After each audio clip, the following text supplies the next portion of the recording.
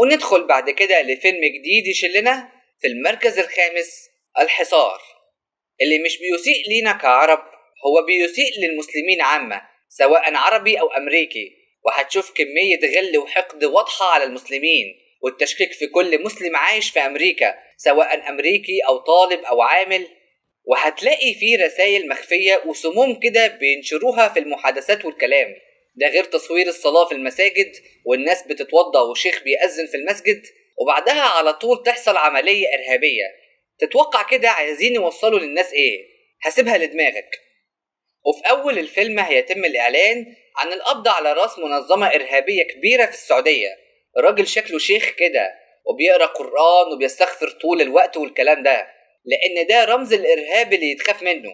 وفكرة القبض عليه هتهيج أتباعه المسلمين في نيويورك ويبدأوا بسلسلة تفجيرات وعمليات إرهابية، مما هيخلي الجيش يتدخل بعد فشل ال FBI، وهيعملوا حملة اعتقال واسعة لأي مسلم تقع عينيهم عليه، أمريكي عربي مش هيفرقوا، وهيركزوا على الجاليات العربية والمسلمة وهيستخدموا العنف مع واحد منهم لغاية ما يموت.